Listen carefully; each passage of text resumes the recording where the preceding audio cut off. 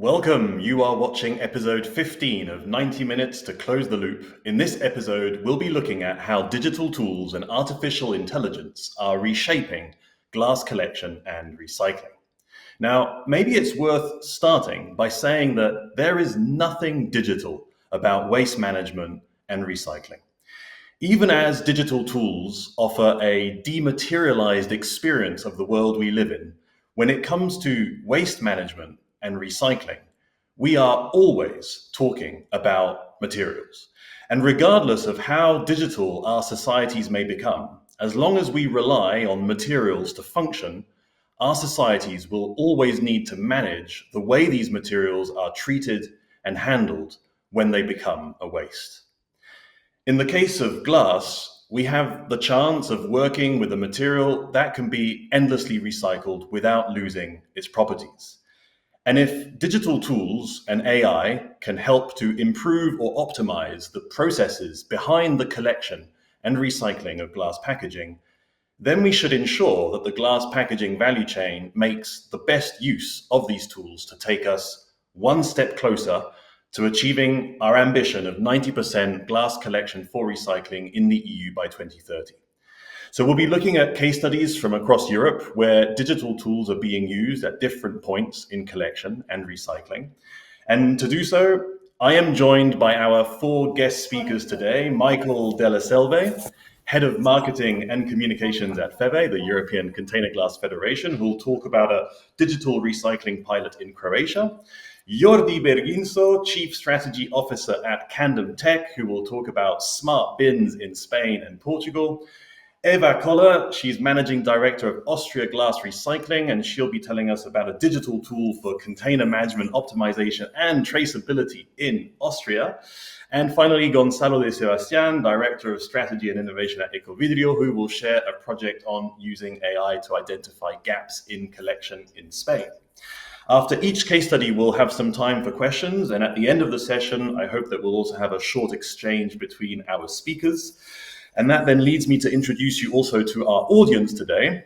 You were more than 140 to register for this episode from 29 different countries. And our audience is also mainly leaning towards waste management, glass manufacturing, and extended producer responsibility schemes. But we also have a good presence from brands and fillers. So welcome to all of you. These events are for you. So please raise your questions in the chat or in the Q&A tab and leave us your comments. We're always keen to hear from your experiences and perspectives in the value chain and from around the world. And I'll, of course, be raising your questions and comments to our speakers after each presentation. So this is your chance to get the most out of this session. So on that note, let's get started then with Michael Delle Selve, who'll be taking us through an example of using digital tools in Croatia. So Michael, take it away. The floor is yours. Good afternoon, Jean-Paul, and good afternoon, everybody. So before jumping into the project, Jean-Paul, let me just say why I'm here today and who I represent. I'm here on behalf of FEVE, and FEVE is the European Container Glass Federation, so representing all the producers of bottles, jars for food and beverage, perfumery, cosmetics, pharma. So almost all container glass producers in Europe. With some 160 plants throughout Europe, we produce for all of the customers in Europe, but also outside of Europe. Without entering into the details and fact bites that you can have here on the slides, one important point, we are the main users of cullet, of recycled glass.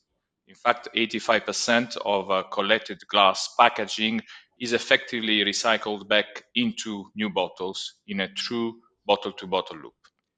This is the highest closed-loop recycling performance for a packaging material. Why does it matter?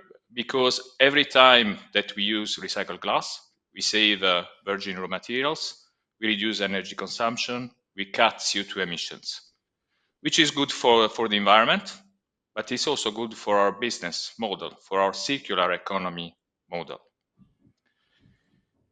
Which brings to our members. Our members, here you see, are all the suppliers of glass bottles around Europe, and they are strong supporters of the closed glass loop objectives. The more quality recycled glass we have as producers, the better our circular economy works. But achieving good collection and achieving the closed glass loop target and objective of 90% by 2030, as we know, it's an infrastructure improvement, it's also a political alignment, but it's also understanding how people behave, what drives them to collect glass, and on the contrary, what are the barriers that prevent them from doing that very well. So that's why we have developed this pilot project on which I will talk now in a few seconds. Our goal was really to generate new insights and practical tools that can help the closed glass loop platform, municipalities, EPR schemes, brands, recycles, to understand how citizens can be more engaged and more nudged to good collection of glass. So jumping on what we were saying in the introduction, glass is a material and we need to manage this material well.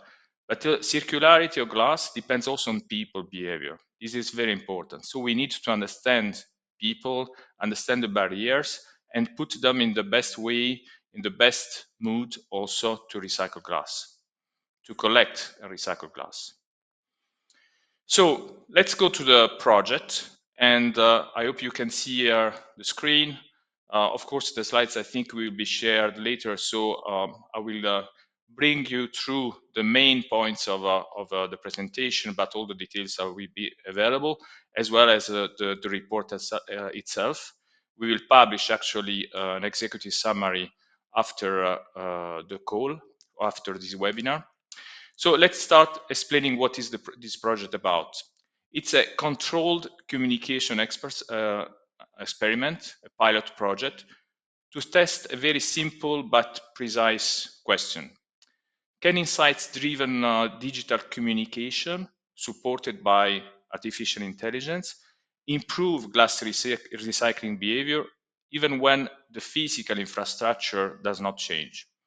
In other words, can communication alone move the needle in a system where people face barriers, like, for example, distance, confusion, lack of incentives to the collection of glass? To deliver this, we have used the consumer platform that is supported by FEVE, by us, which is called Friends of Glass. Friends of Glass is the platform at European level and also global, if we consider that we are also active in the United States, with which we interact with the consumers, we raise awareness on the benefits of glass, and through the social media channels, we really engage and dialogue with them. In this pilot, Friends of Glass is the trusted brand, the digital channel, and also the landing space with the right educational tone to talk to the citizens. You see also on the slides that on this slide that we have implemented the project in Croatia. Why Croatia and why Koprivnica, one of the cities of Croatia? Croatia was proposed by one of our leading member companies, Vetropack, because it's a country that has a structural challenge. It uses two different systems to collect glass. The larger majority of beverage bottles are collected through a deposit return scheme for recycling. Essentially, people, you know better than me, people return these bottles to the stores and they get a deposit back. The return rate is very high, 83%. But then there are jars, spreads, sauces, baby food, spice bottles, and all small containers less than 200 milliliters that fall under an EPR bottle bank system. So they are collected via the bottle banks. But there is no financial system and no financial incentive, and the system is not so well developed as the DRS. Only about 30% of these glass containers are collected through the bottle banks. A perfect example is the Podravka Ivar jar. I hope I pronounced it well. It's an iconic red label jar that you can see there on the slide, found in almost every Croatian house. It's present in every kitchen. That's why we also decided to collaborate with Podravka, one of the most iconic brands in the country. So the confusion between the bottle banks and the DRS is essential and was also kind of the most important driver for our pilot. And so the pilot that we put in place was really to understand whether by better informing consumers on the importance of collecting all glass and to use also the bottle banks was helping to solve this confusion and to increase the collection of the small containers through the bottle banks. Why in Croatia we chose Koprivnica? This was suggested by our colleagues in Vetropack. It's it's a kind of a Goldilocks city, if we want. It's not too big, not too small, just right for this kind of a controlled pilot project with some 30,000 residents and also highly engaged municipal operator, Communalac. The city offered the ideal framework for this test. And this was confirmed also, we will see later, from the initial survey, where we had really a huge engagement from the citizens. Now, the pilot was also possible because there was a strong collaboration. And here it's not just to thank all the partners, but really to explain also the role of the different partners. Besides FEVE, the pilot saw really partners along the value chain. First of all, we had Vetropack, one of our leading member companies in Europe and operating also in Croatia. They anchored the project locally, giving us industrial credibility and ensuring the pilot reflected the real context of glass manufacturing and recycling in Croatia. Then we also worked with Podravka, as I said before, one of the most iconic brands in Croatia, brought cultural relevance and with their products, and especially this Ivar jar that you see there, creating a kind of emotional link with the consumers, with the citizens, and they recognized the product and somewhere they trusted also the campaign. They felt the campaign was local and about themselves. The other important partner was Communalac, the municipal waste operator, that provided us all the operational backbone. They shared the monthly collected data and helped us also to interpret the data. And then the national EPR scheme giving us all the assurance that we were interpreting the data also in line with the national framework. Last but not least, also mentioning Weber Shandwick, our partner agency that they delivered also the communication strategy from the behavioral service to the generated visuals with artificial intelligence and the execution of the digital campaign. So you see, it was really a strong partnership of different players along the value chain, and this was fundamental. And this took time to put together. Now, how the project was structured. Before going into the detail of the project, just, there were three important steps. The first step was to understand. So it was really to understand where people stood before the campaign, because all what I'm saying now was not known. So we didn't know about this dual of this confusion for consumer for DRS and bottle banks. So we ran a first survey in August 24, and we received an astonishing return from the inhabitants with more than 1,357 responses. So a huge number for a city of 30,000 inhabitants. And over 92% of these people were living in Koprivnica.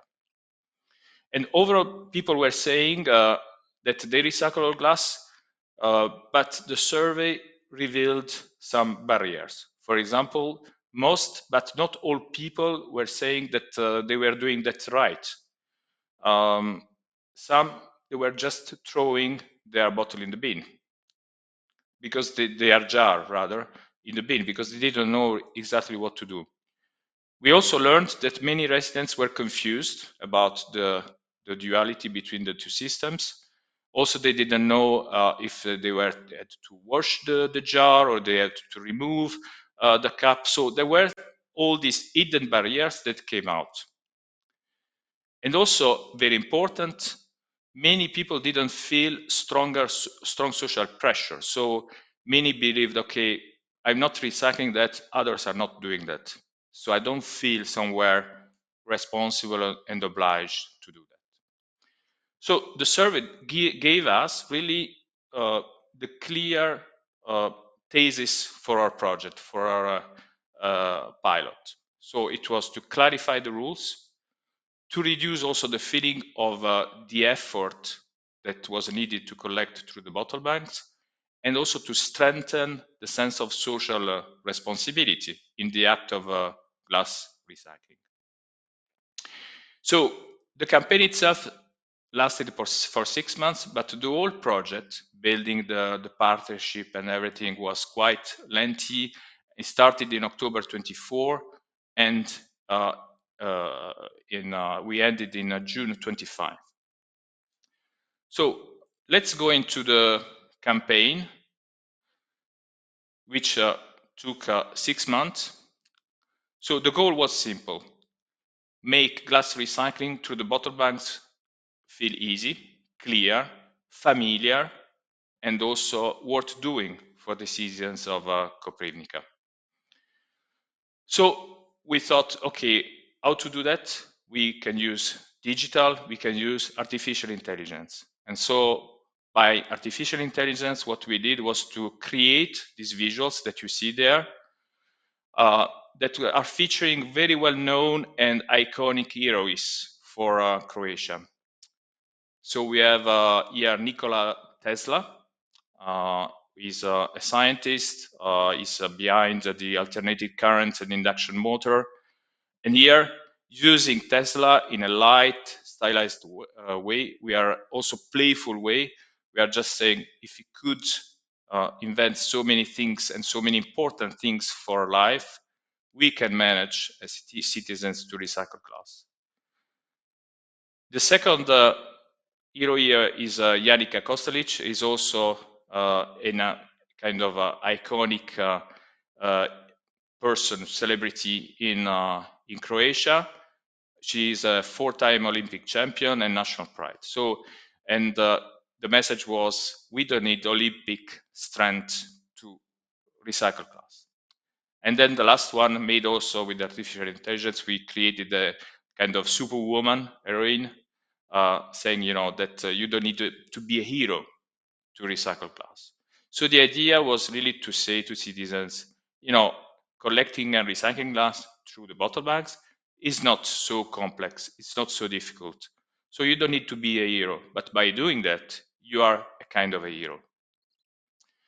So this allowed us, using artificial intelligence was important and useful for different reasons. First reason, we could somewhere create these visuals that are not real photos. So we were creating something that was somewhere legally safe. And we didn't fall in kind of copyright issues. We also avoided costs that would not have been affordable, making a photo shoot of celebrities, for example, and also allowed us to play a little bit with these visuals and make them also in a kind of Friends of Glass identity, using also some details that could, somewhere emotionally link to the consumer. The channels that we used for the campaign were Facebook, Instagram, and above all, the Friends of Glass website, where we created a landing page giving all the information on how to recycle, how to collect glass through the bottle banks, the recycling tips, and also, giving all the rules about the clarification of rinsing or removing the caps, all what was needed for a citizen to understand how to well collect glass through the bottle bags. One of the most interesting insights from the campaign was the testing. At the beginning of the campaign, in October 24, we made a kind of soft launch really to test the messages and see how it was working for a couple of weeks. And we saw that when we were using the Potravka jar, the performance of our post was increasing. When we replaced the jar with the generic visuals of jars, there was a drop. So the reason was simple. There was really this kind of emotional link I was mentioning before with the citizens. So the IVAR jar was a kind of a symbol for consumers, and they were somewhere trusting the campaign. They were saying, okay, this is about us. It's not something abstract. It's not something fake. So the collaboration with the brand was really particularly functional and successful in this sense. But also the whole part of measurement was very important, which brings me to the next part, which is the about what are the results. And in this part, the collaboration with the Communalac was also fundamental. But what we did after the end of the campaign was to measure again the citizens' behavior and talk with them. So once the campaign ended, we made another survey. This survey was addressing, we received some 340 answers. So why 340 compared to the 1,300 of the first survey? This is completely normal for the pilot because we didn't go wide and we didn't touch the whole city. We were interacting in this survey only with the people that were faced with the campaign, who were engaged with the campaign and reacted in some way. So the audience for this survey was much smaller, but also much more relevant. And the survey gave us very, very important results. First of all, we saw a positive shift in self-reported recycling. So in the first survey, we saw that people were throwing their jars in the bin. This survey is showing a reduction. So less often people are throwing the jar in the bin. So they were reacting positively, say, okay, now I know what to do with the jar. I will not put it anymore into the bin. The second point is that people were perceiving that their contribution was valuable. So they understood that their role was important, that collection or recycling was important for the city and for the environment.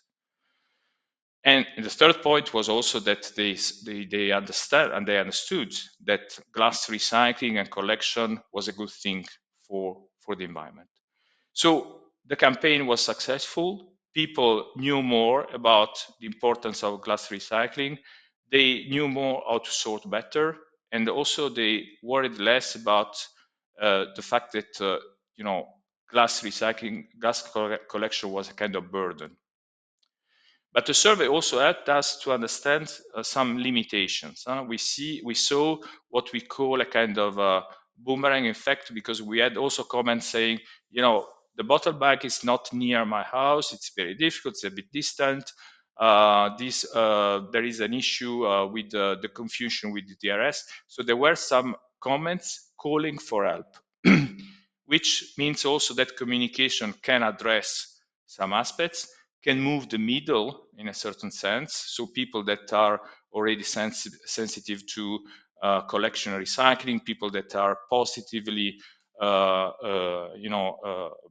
positioned towards the act of recycling. But if there are structural problems, these need to be addressed. The other point that we saw from the survey is that the call of what we call a kind of bad sorters, people that practically they say, I don't recycle, I don't collect, I don't do anything with waste. So this was really hard to move people, and we felt this was not just against glass; it was kind of a negative behavior towards waste management in general. And this segment would require probably much stronger activation. let's say. So this was the measurement that we made with the follow-up survey, but what we did also is to benchmark this behavior with the data that were provided on the real collection of glass, thanks to Communalac. And also there, we saw quite good results, because we see that in Koprivnica, as you can see from here, the glass collection throughout the campaign, during the 6-month campaign, increased by 1.3 tons per month, which is roughly 9% growth.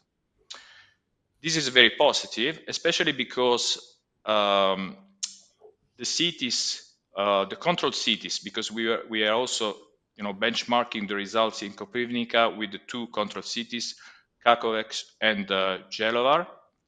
In these cities, there was actually a decrease of the collection. So from the graph, without entering into the detail, it's true that there is a positive trend in Koprivnica that started before the campaign. So we can't claim that there was a direct causal link of the campaign with the increase of collection at 100%. But there is a contrast which matters because Koprivnica was going up. In the other 2 cities, in the controlled cities, the collection was going down. So the campaign worked, had an impact, and had also a positive impact. So the data show that there is a driver, and communication built on insights can influence certainly the behavior of consumers. It has to be built on insights. So we need really to understand and go to the real reason of the problem. And for this, digital tools and artificial intelligence, as we have seen, can help. To wrap up and go to the conclusions then, again, digital communication can work, can be very helpful. Artificial intelligence helped us to also to address some resource issues, and also to create something which was very interesting and original. Collaboration along the value chain is fundamental, as you have seen along the whole process and along the whole project.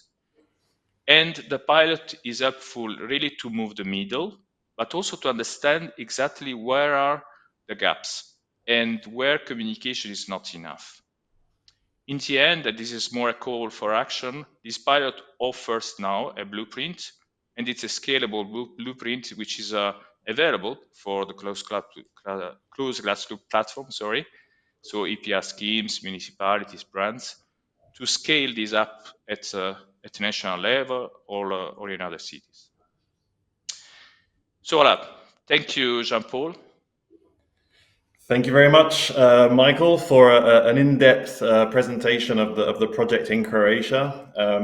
For the sake of time, we will keep this one moving, but you'll stay with us, and there will also be questions at the end. So you really explain how digital tools can try and act on the behavior change leverage through communication, but also measuring impact in a controlled environment. Now we will move a step closer, let's say, more directly to the bottle bank, to the place where consumers are actually placing the glass packaging with Jordi Berguinzo. So the floor is yours to take us through your projects.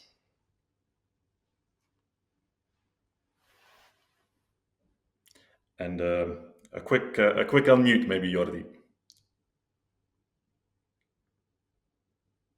Now, do you hear me? Yes. Okay, perfect. No, thanks, Jean-Paul, for presenting and give us the opportunity. I am Jordi, main co-founder and strategy director of Candam Technologies. We are a deep tech company based in Barcelona, providing solutions for recovery and waste collection optimization, either in the public and private sector. Basically, the company now is in a phase of exponential growing, with more than 11 countries where we have partners, and also we made some deployments, and with 700 devices installed with our core technology that I will be explaining today, and more than 9,000 feeling level sensors deployed across Spain and Portugal. Basically, just today I will be focusing on what we call the smart ring, but also just to let you know that we have a full ecosystem starting from our core technology, feeling level sensor, smart locks, route optimization, and other tech and solutions that the waste management needs. And today I will be focusing on a success case based in Meliana. It's a city council in Spain, where they deployed our technology as the first step phase one, okay, and we achieved an incredible results. Before I would like to introduce the technology. We realized that on the, like 4 years ago, reverse vending machines based on deposit, they are effective, but they have limitations in terms of the possibility to operate outdoors, to accept other types of packaging items, and as it was explained in the previous presentation. Then in Candam, we decided to simplify the concept of the reverse, that is, identify or classify what is the packaging being recycled by the user or citizen. But instead of using computer vision and expensive optic techniques, we simplified in a specific IoT device that is called ResiSmart. It's a smart ring that can be fully adaptable to all type of urban bins that we see nowadays. And also we adapted the technology, since we receive many inquiries from different stakeholders, city authorities, and etc. We provide also as a smart bin machine that can fulfill city centers where the lorry cannot pick up the waste, seasides, campings, many places where the packaging waste is generated, and nowadays it's an issue. So basically, the technology, how it works, the user, citizens, they can identify themselves using an NFC card or a mobile app via Bluetooth Low Energy. Normally we provide the app, but also we can provide integrations that they can use the connectivity between the app and the device. And then they start to recycle. They introduce packaging items one by one into the glass bin, and our patented technology is capable to recognize the packaging material in real time. Okay, our secret sauce and link to what I have been explaining at the beginning about the optics. We use acoustic techniques based on HAI algorithms. It means that when the packaging item is dropped, we are capable, it is sliding through the tube and falling down. We are able to capture the audio signature and provide in real time, okay, this is glass, this is plastic, this is metal, this is carton, etc. Therefore, the technology is capable to identify who is recycling what. And the best thing is that acoustic technology, it consumes much less energy, can be fully protected in a plastic coverage, what is called IP67. So it's one of the top highest protections against dust and water. So it's a technology ready to be deployed and use our urban collection. Okay, then all the data collected about who is recycling what, when, and where, it will be used to provide the right incentive that I will be explaining later on. Basically, the material precision that we have is 95% and above. And we are adding also even new sensors based on this value proposition to provide more capacity on material classification and also interclass material. Also, we provide a full ecosystem software that is based on an app, but also a marketplace for introduce as a first initial step incentive schemes, and also what we called our pay-as-you-throw sense platform, that when we collect enough data, I will be explaining in the last part of the PTT, we can collect and get some data combined with the AI to demand and to provide the right pay-as-you-throw for the city authorities. Basically, what I'm explaining right now is the Meliana project, where they started to deploy 35 ResiSmart or smart rings into the municipality, 20 of glass, 22 of glass, the rest on lead packaging, providing an app and also providing custom campaign communications and BNews information to the project of Meliana. And the most interesting thing is Spain, as many countries, they need to introduce tax collection to cover, first of all, the deficitary cost, but also to compensate the citizens. In the meantime, that the tax collection and the pay per use or pay as you throw is being deployed, we can provide, as I said, a marketplace. And in that case, Meliana decided to link the redemption programs that they have for local commerce linked to our app. So in that case, the users, the citizens, when they recycle X specific type of packaging and they do it correctly, they are accumulating points, and these points can be exchanged with vouchers of discounts of 20 euros in the local commerce. Basically, this is how it looks, the implementation with the glass bin and light packaging for the other type of packaging items. And basically, the results is that we achieve, considering that we are just covering for this phase 45% of the territory for glass and only 25 per light packaging, more than 1,600 users. The city council, together with the citizens, they already redeem more than 1,000 coupons and offers that reverse to the local economy, achieving more than 100,000 recycled packaging items and 26 tons of CO2 emissions of CO2 avoided. We have an interesting data that also the vast majority of users, 81%, they are using app against the NFC card. Also, in terms of recycling analysis, we can take and we can analyze and extract many information, recycling by age group, also which are the top days and the top slots in the day where people is recycling. So this allows to also provide smart decision solutions to optimize not only the increase in recovery, but also to optimize the waste collection. And even we can know the hot spots, which places are more used, and then according to this, optimize the waste collection. We have in total nearly of 40% of the total household participation, considering that we just covering 45%. The results for us are really amazing. In less than 1 year, we achieve an increase in the total in absolute value, 28% in glass collection.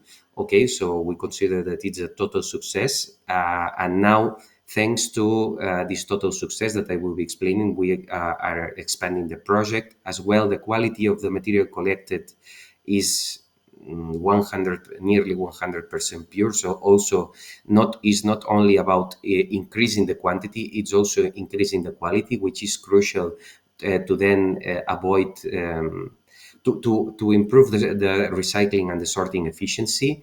But also, I know that we are in a glass loop, but also we have the same values and very interesting values for the lead packaging. We have pure materials of packaging materials, fully collected in the urban bins, similar to those ones that are collected into the reverse vending machines. Now we are entering in a second phase. The second phase basically is to broaden the implementation to at least cover 100% all the city of Meliana, that is 10,000 inhabitants, to equip all the bins at 100%, but also introducing filling level sensors for three main reasons. One of them is when there is a substantial increase in packaging recovery rates, you need to control overflows and then optimize, okay? And then the possibility to combining data about who is recycling what, when and where, and also providing estimation on the filling level sensors together with the density, also information to then use on the third phase, that the third phase will be after 1 year, that we collect all this data, okay, and we apply the principles of pay as you throw. Basically, that principles, we take data about waste generated by citizen, waste generated by Horeca channel, but also we combined with data coming from total population, verticality of the city, density, number of type and HoReCa channel, socioeconomic profile. We take all this data and we mix it and put it through our AI models. That is pay-as-you-throw census scheme, and the pay-as-you-throw census scheme is splitting and providing real patterns to identify type of users, type of areas by clusters. And we have two double aims. First of all is try to set up a fair and accurate pay-as-you-throw scheme based on a fixed fee and based on a variable fee. The variable fee will be more based on contributions. The fixed fee will be based on all these parameters that I've been explaining about number of residents, water consumption, many data. And on the other side, to continue boosting the collection growth, but also at the same time optimizing the waste collection. Okay. And basically, the third phase of the project is what we are doing with all the deployments that now we are doing in Europe, starting with an incentive scheme that can be fully achievable and fully implemented in 0-1 without depending of any pay-as-you-throw deposit. And then when the cities are moving to a pay-as-you-throw a tax collection, then we help them to achieve the last step and to achieve this 90% of recovery RAS glades that we were talking about at the beginning. Okay, and that's all. Thanks. This is a pool of clients that they trust Candam, and thanks for listening the company and me. Thank you so much, Jordi, for taking us through a step closer to the actual bottle bank. And maybe just a quick question for you, because the history of glass packaging separate collection has been very much based on, a voluntary system, right, where citizens voluntarily bring back their packaging, and this is very well established in many countries. How important is it then, the reward aspect, or how important do you see the reward aspect moving forward? Is it something that is important to get those that are not yet part of the system on board, but it's only temporary? Or do you see it as like an essential pillar of the whole collection system? It's an essential pillar of the whole system, but basically, because at the end of the day, Europe will be implementing deposit refund scheme if they do not achieve certain recovery rates. Okay, the main point of a deposit refund scheme, especially for glass, is that it's collecting only a certain type of packaging items. Then the rest of the packaging items are not collected. Okay, and then the secondary way to do so is through the tax collection to make a pay-per-use, a pay-as-you-throw. And this is something that PPWR and the legislation is already put in place. And it's not only to provide an incentive, which is crucial to make this boost, and also to convince those ones that they are not doing correctly, because we in Candam, we have many deployments, and all of them, they show that when there is a good incentive scheme or pay-as-you-throw scheme, the recovery rates are increasing. Okay, so what Candam did is to make it affordable, cost-effective, and try to maximize our urban collection. But also it's a question of taking data to know also the data that can be combined with other social parameters to then not only increase the recovery rates, also to optimize the waste collection, and also to have transparent, to measure, to make a traceability, because at the end of the day, city authorities also will need to report CO2 equivalent impact. So if the only way is to make this a real traceability. So it's both rewards or incentive, but also to get data, real data on what is really happening. Okay, brilliant. I'm keen to also look at the chat, so please raise your comments if you agree or disagree with Jordi on this one. We'll move then to the next case study. Thanks, Jordi. Be with us for the last part as well. So now we'll move to Austria with Eva Koller, and here we'll be getting a perspective from an extended producer responsibility scheme with full let's say, responsibility on a whole chain, and how a digital tool can help to also manage different points in that chain. So please, Eva, take it away. Over to you. Thank you very much, Jean-Paul. Yes, my name is Eva Koller. I'm the Managing Director of the Austria Glass Recycling System. And first of all, I want to share with you some facts and figures about my country. So in Austria, we have about more than 9 million inhabitants, so it's quite a small country. And in the year of 2024, we put more than 280,000 tons glass packaging into the market. So it's about more than 30 kilogram per capita in this year. In the same year, in the year of 2024, we collected more than 251,000 tons. So that's more than 27 kilogram per capita in this year. So we really reached a very high recycling quota, more than 85%. So what we did the last year is that we always reached a very high recycling quota in Austria. So our focus of our tasks are, we have to maintain, and of course we want to increase the high standard in the collection and recycling. We want to increase the efficiency, and of course we have to optimize the costs. So we use digital tools to optimize our operations. We use a platform which is called Digito. It's not a platform from the Austria Glass Recycling, it's a platform from another company. And Digito is a comprehensive digital platform. So it enables the real-time data management across the whole value chain, across the glass collection until to the recycling process. So the stakeholders, all of them, they are integrated in the system. Digito supports the coordination among the waste collectors, the sorting facilities, the recyclers, and the municipalities. So we ensure seamless data exchange for transparency and traceability in the recycling operations. And Digito supports the digital documentation, the performance tracking, and the compliance reporting effectively.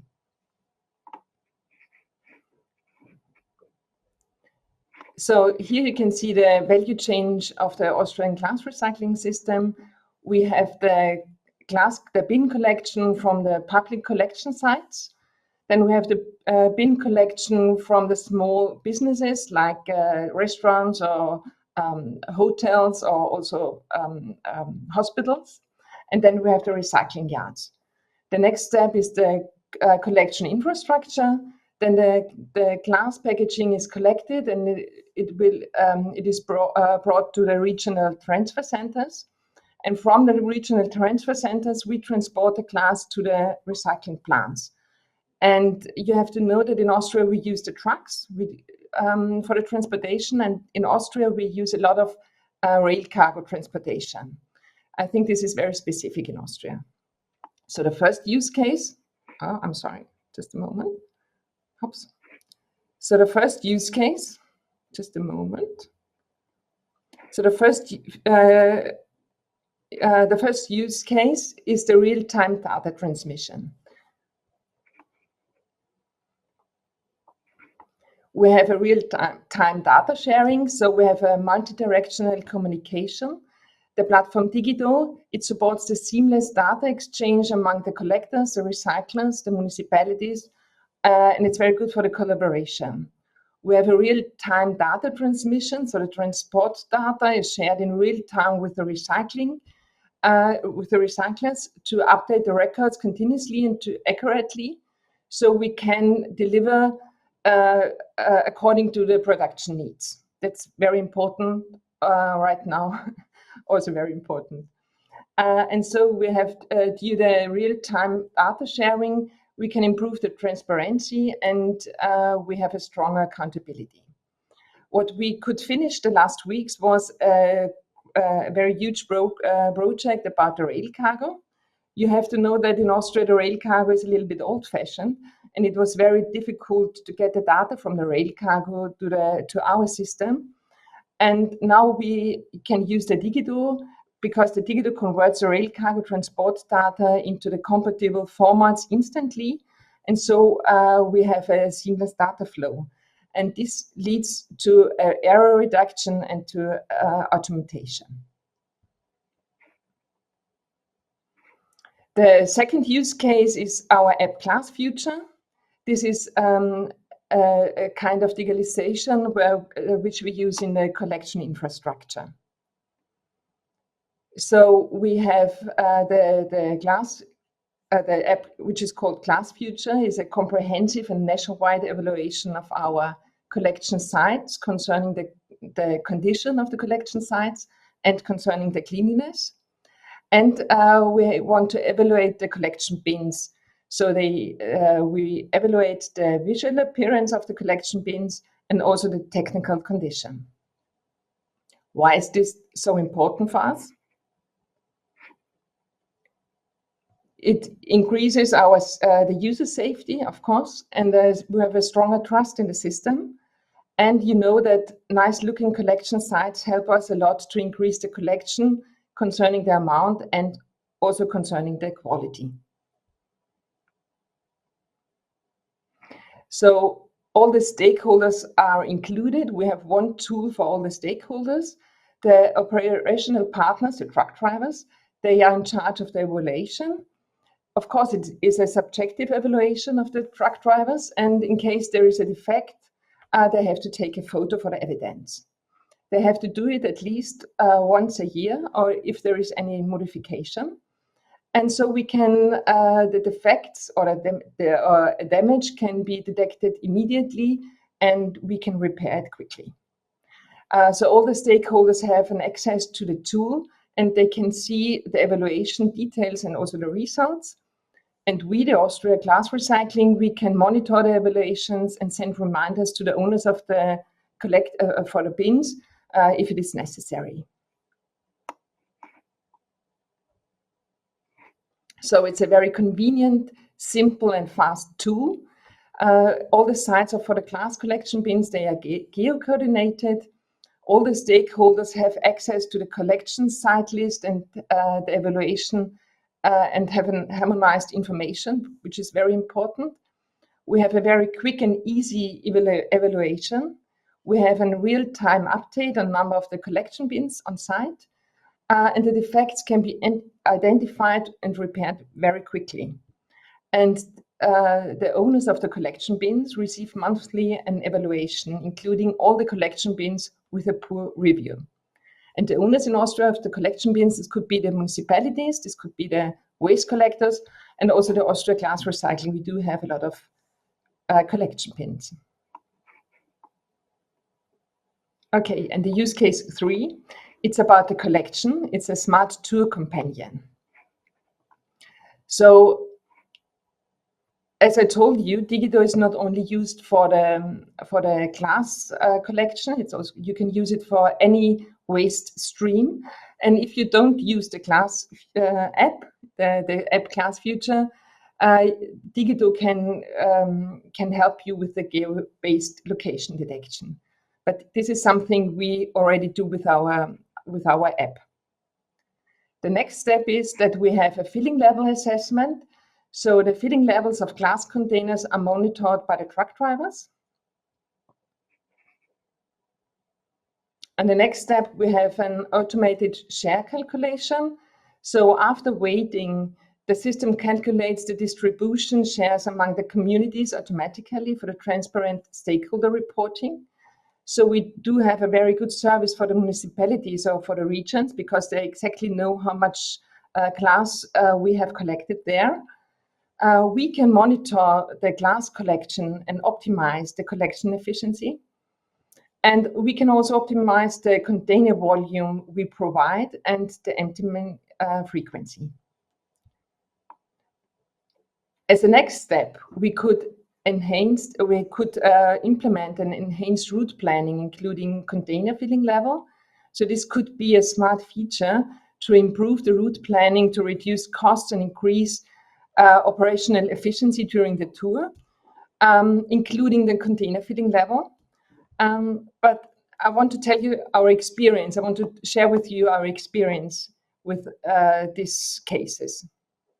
So we had a lot of projects in the last years. dealing with optimization measures. We had some projects about sensor-based measuring of the filling level of bins in different regions in Austria. And we also have projects that use the long-term data concerning the actual collection. And you have to know, as I told you, in Austria, we have a really long-standing and sophisticated glass collection system. You have to know that we have almost 50 years of glass collection in Austria. We have very long-standing cooperation with our waste collectors, and we have very long serving truck drivers. That means that in Austria, the truck drivers, they are very proud of collecting glass because it's very special for them. So I think that's something very important for us. And therefore, it is really a challenge to implement the cost-saving measures. We use the sensor-based measuring for some collection bins, which are, for example, in the mountains, which are very far away, for example, in the mountains somewhere. So there we use the sensor-based, yeah. And we also discuss about the projects with the long-term data. But up to now, the implementation costs are much higher than the saving costs. So the nationwide implementation is on hold up to now. But I'm really very curious about what Gonzalo will tell us about the situation in Spain, because I think this is something what could change just in a few years. So thank you very much, Jean-Paul. Thank you very much, Eva. I would just maybe like, because obviously you have a very long-standing system, as you mentioned, in Austria. On the other hand, you have a tool that centralizes a lot of information, right, as you've explained. And typically in these kind of value chain type situations, a centralized tool with a lot of data, some people can be a bit afraid of that, right? I mean, typically you will get people saying, yeah, but then the tool will somehow control different parts of the value chain. And so I'm just wondering how much governance issues might you have behind that, or whether you feel that because there's such a long history, there's a lot of trust in the value chain in Austria, and therefore such a tool that can centralize a lot of information works well. I'd be keen to get your view on that. Yes, I think it's both. Yeah, it's in Austria, I think, because we have a really long-standing glass collection. Yeah, we have a really high standard. Yeah, so I think the cost to save cost is very difficult because everyone, we saved a lot of costs already. So it's hard to find something to optimize it. Yes, and on the other hand, it's of course we do have a lot of documentation, a lot of data. But I think it's very important to handle with them. Yeah, I think there's a gap. There's still a missing gap. So I think this is something we are going to do in the next years. Mm-hmm. Okay, brilliant. So stay with us, Eva. And as you said, indeed, we'll now move to Spain, where we'll try and look at a project using artificial intelligence to identify where collection gaps actually are, geospatially, let's say.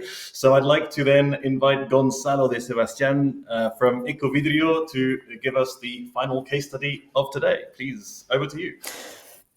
Okay, thank you, Jean-Paul, and thank you, Eva, for your kind words. So I will try to explain what we are doing here in Spain in Ecovidrio. So first of all, I'm going to explain very briefly where we are. Secondly, what is our compass, where we are trying to achieve in the coming years. Third, which is the opportunity that we identified last year and the one that we are working on. And finally, what are the kind of solutions that we have implemented. So where we are in Spain in terms of separate collection rate. So last year, so 2024, we end the year very close to the 70%, which is, as you can below in the slide, our target for the end of this year. So as per local laws, we have to achieve this target at the end of this year, 70% on separate collection rate. And by the end of 2030, we have to achieve 80% of separate collection targets. So here is where we stand. So then thinking on how we are going to achieve these targets in 2030, we define what is our compass, which is a strategic plan for the next following years to get and to overpass this target of 80%. So which means a compounded average growth rate more than 2.5% every year, which is, if we look at our history, is a challenge, I will say, to get these growth rates in a consistent way over the next 6 years. So said that, what is the opportunity that we identify? So first, we had to enhance our efficiency in terms of how we might expand our service capacity while keeping resources. And when I talk about resources, I'm talking about trucks and drivers in a contained way, meaning as we have to grow at this level, how we can grow at this level without an extremely huge operating cost. But and last but not least, one of the other things that we wanted to secure is the delivering service that we provide to the municipalities, meaning how we can do that containing costs, but also improving our quality of service to the municipalities, right? So we came up with an idea, which was, okay, we have a lot of data, and I will explain in a few how we are using this data and the AI and other analytics tools to implement the solution. But hey, we have a lot of data. We know very well in Spain what is happening in our municipalities, in our cities, what we can do to optimize the collection of this glass that is consumed, right? So our initial theoretical model estimate that we could get savings around 7 and 20%.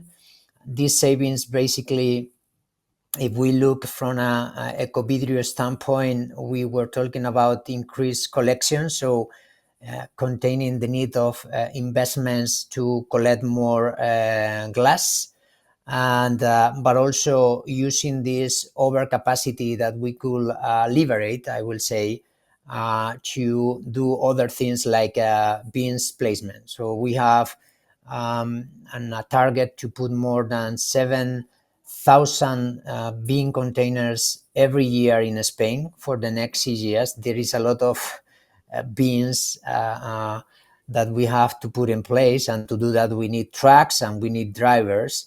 So we need to balance how we keep the growth rate about collecting. Meanwhile, we also keep the pace of putting containers on the streets. And from our collection partners, there is also a kind of benefit. So how we can increase the profitability of our partners to make sure that they are doing the right things and in a very efficient way, and gaining the money that they deserve to gain as a private companies, right? That said, that was the opportunity. So here is the scenarios that we were aiming to achieve. One expected that was, okay, let's see if we can achieve this 7%. And one optimistic that was, let's go for the 20% collection time efficiency, right? In terms of course, these scenarios were implying different figures. So in the scenario of saving 7% of the time to collect the same amount of glass, we were talking about 5% in terms of cost.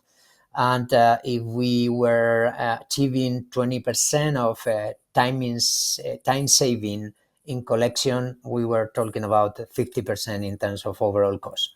So the solution, what we deliver. So leveraging our data, we implement mainly, and to keep the story very simple, 3 AI models.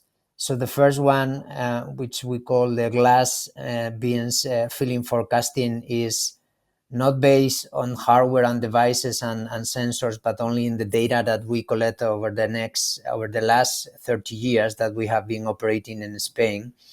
Why we cannot predict how is going to be the filling level of each of our containers that are geolocated in our streets.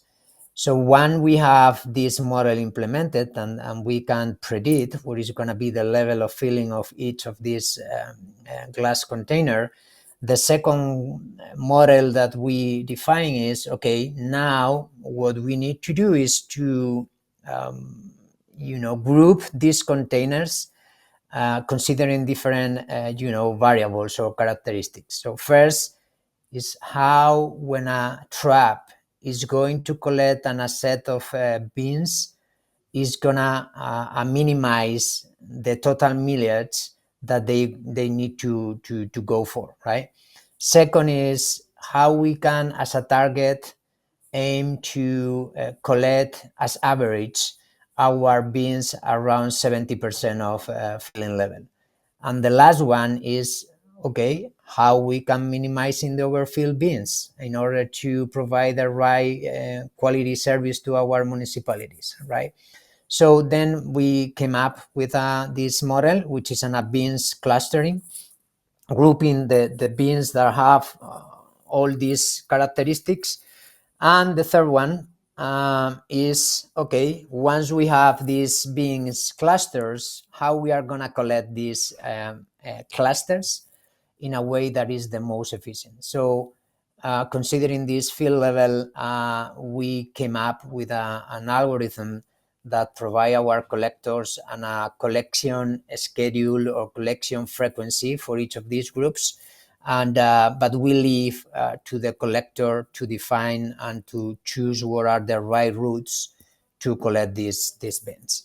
So this is the solution, and how we deliver the solution in a very simple explanation. So we have our data, which is basically our geolocated containers with the filling levels that we have, but also and we have this on a daily basis, but also we have a kind of socioeconomic variables that help us to determine how this glass is generated in our neighborhood, in our cities.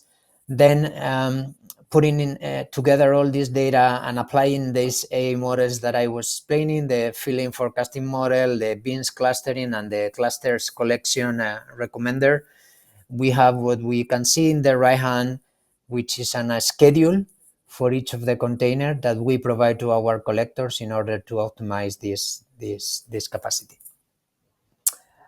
And that's it. So just in time, and I'm happy to answer any questions you might have.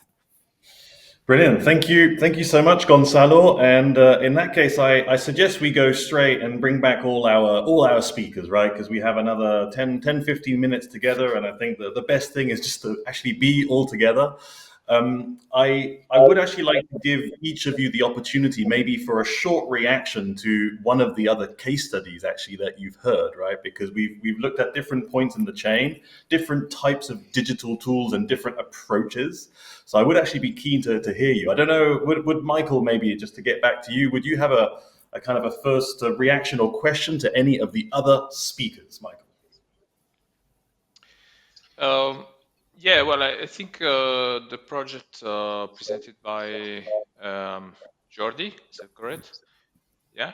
I think it's very interesting, and in terms of also interaction with consumers, do you see any barriers there? Did they welcome your system, and did they somewhere also had the opportunity to react? There was a kind of I don't know, space where there was an interaction with them to answer questions, or how does it work? Is it just an app that is there and simply asks the consumers to act, or the citizens to act, or do you have a sort of somewhere management, community management behind? Okay, thank you, Michael. The main point that we see on Glas because then the light packaging, it has a different history, is a bit more complex. But on Glas, and especially talking when we made deployments, is about communication. When we have the full the full commitment of the city authority together with a good campaign communication, then automatically the system itself works very well. Okay, the main issue is, and this is something that I'm explaining everywhere, and applies the same for reverse vending machines. At the end of the day, we are a link to capture data, accurate data about what's happening in our bins. Then, if this data and the system is not well communicated and supported by the city authority, plus there is not an incentive scheme like pay as you throw, well designed, then the results can vary between place to place. Okay, what is true is that now that we have several deployments, when these deployments commits with a specific what we call quality levels, and the city authority is able to be open and to implement them, there is a success for sure. But this is not always like this. It's sometimes it's more difficult. But I would say to incentive and communication, especially communication. Yeah. No, thanks. Okay, brilliant. And maybe Jordi, would you then have a question or a comment on one of the other case studies that you heard? No, I mean the approach, the general approach of both Glas, Ecovidrio, and also in Austria, it's good. They have a lot of data, so I think that working on A models, it's I think that this is the pathway to improve. But I'm not sure if this would be only possible to be achieved only with working with data that you collect, on specific points like track and etc., rather than also taking data about the waste disposal. No, so I think that a combination of both, okay, must be combined to achieve the recovery rates that the European Union says. I mean, working on the AI historical data, it's super good, and also I think that it will bring many benefits. But also I think that when we go to the point of disposal and we take more information, also these platforms as well, they get more predictable. Okay, and also this is already affecting on the ROI investment, on the return on investment.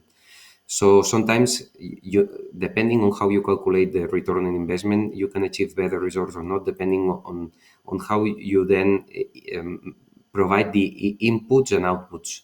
It's just a comment, but both initiatives for me are incredible and are necessary to advance towards to an improve of the waste collection overall. So maybe a comment or reaction then. I don't know if Eva or Gonzalo, you want to go first, and I would also like you maybe also to reflect on, digital tools to try and understand actually what's missing. Especially like at the point of disposal, but especially when we're talking about glass that may not have been separately collected, because you have the data on what is currently being separately collected. It's a lot harder actually to get data on what is going into mixed waste, because that is actually quite costly, and it's quite a difficult process to sample and measure. And so I'd like you to try and also reflect on that full knowledge of what's missing. Gonzalo or Eva, as you wish. Eva, please. Gonzalo, please. Okay, Gonzalo first. Yeah, no, I'm talking about Spain experience, and I will disagree a little bit with Jordi in terms of I don't think from Ecovidrio we don't believe that we have to incentivize and have this micro information about the citizens, what time they are going to the bin or whatever. I don't think this kind of information is relevant to achieve the targets that we have to achieve in Spain. So we have a previous needs and a more, let's say, simple ways of doing that implementing all these devices and also incentivizing the consumer. So we used to share the same thing with our municipalities. We are right now in the middle of the negotiations with the municipalities, and they think that this is just a question of money, and I don't believe that. So it's not just a question of money. It's a question of habits. It's a question of that the orecats and the citizens in their houses, they go to the bottle bans, the bins, and deposit this glass. And this is not only about implementing a lot of communication campaigns and putting a lot of money on the table, which is something that we are doing. It's a question of how we can mobilize these citizens and these orecas along with optimizing the model to keep it in a way that is going to be sustainable in the future. So putting all these devices in place, incentivizing is not going to be sustainable. And maybe a comment from Can, Eva? can I, bueno, can I say then something? You're allowed to chip in. Yeah, go for it. No, I mean, just answering to Gonzalo. Bueno, first of all, I'm not talking about to put all devices to all the bins that we have in the countries. What I'm trying to explain is that there is a reality that is we need to achieve 90% of recovery rates. I mean, we have for many 20 to 30 years achieving small increments, and we have a legislation in place that is to achieve 90%, but 90% in the whole country, not in an average, the whole country. So the only alternative then, if we do not achieve 90%, it is the deposit. And for us, talking in terms of deposit, working on reverse vending machines that only is covering part of the glass is not for, it is much less efficient than what you are talking, the taking profit of the existing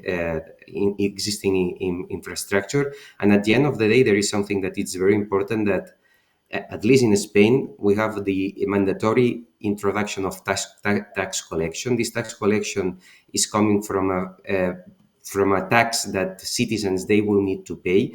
So this tax that needs to be paid also includes efficiency and improve of recovery rates. So basically, at the end of the day, is question to making numbers, and at the end of the day, not in the first, second to maybe to third year, but then to fourth to five, there is a return on investment. If the waste collection is increased, you save cost on the treatment plants, plus you increase the cost, you increase the quantity of glass, and also you make an optimization of collections.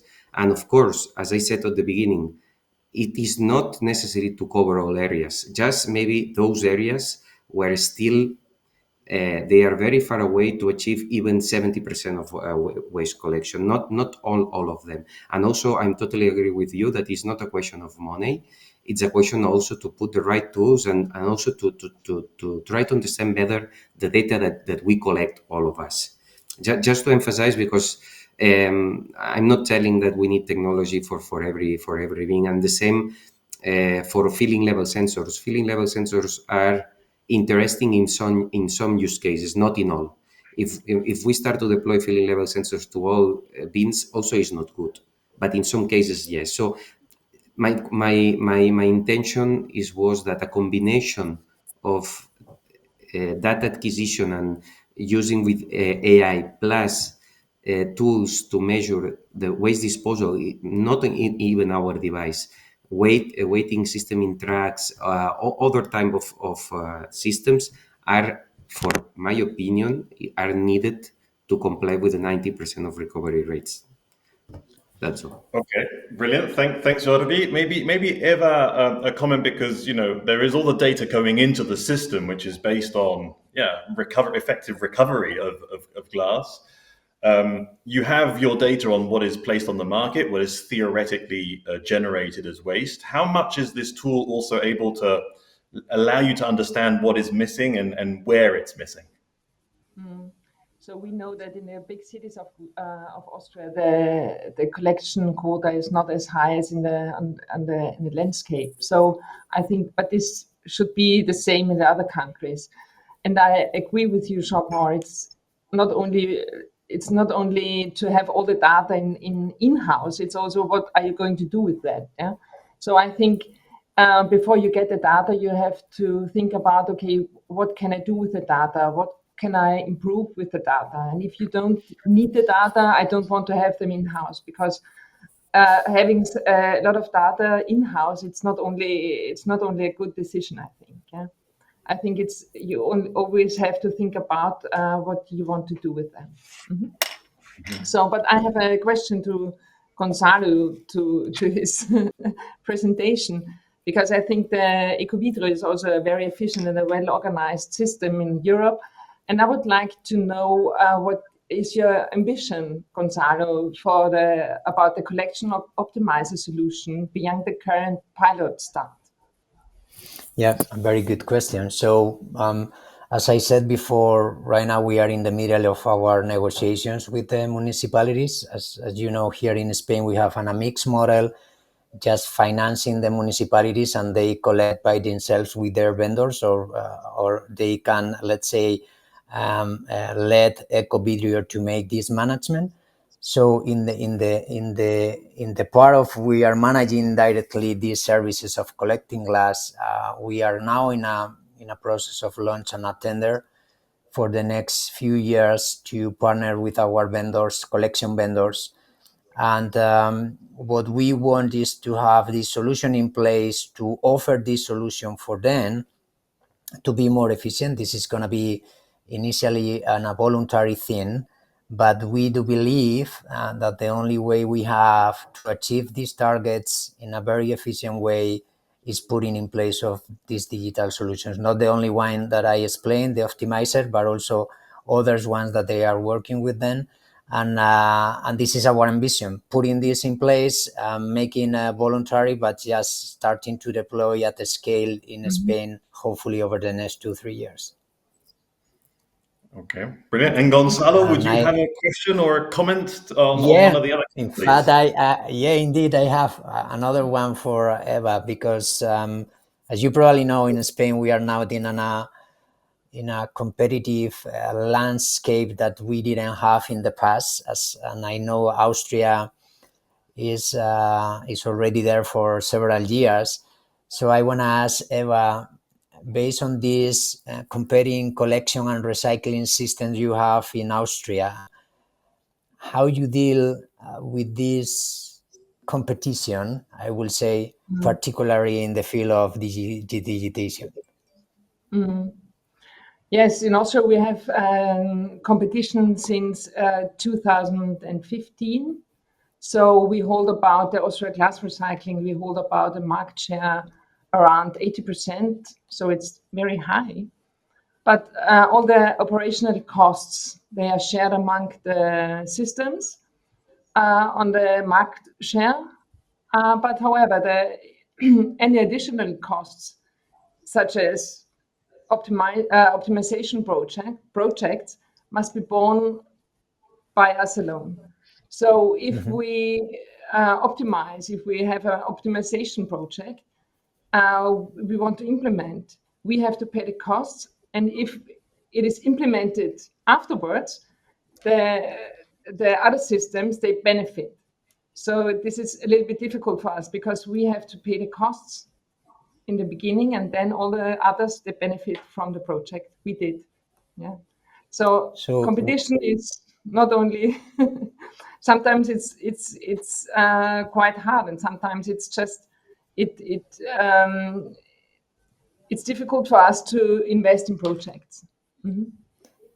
So you are sharing your operational costs, but you are not sharing your investments to make your operations more efficient for everyone. Oh, interesting. Yeah. So we do invest in projects, but we cannot invest so much as we would like to. It's the wonderful intricacies of competition and extended Yes. producer responsibility cohabitating. Anyway, Yeah. that's a big governance issue. We can't quite get into the philosophy of that because that's probably 6 episodes right there. I would have maybe a question for Michael, because you were talking about obviously like the point of communication, going digital, and some of the tools that you have to measure impact. I'm wondering also in terms of, let's say, the authority of the message. So let's say traditionally TV has been a very authoritative place where you receive messages and you then respond and react in a certain way, right? It's a big tool. Do you think that television still carries enough authority today, and so we should still be investing in the communication point on TV?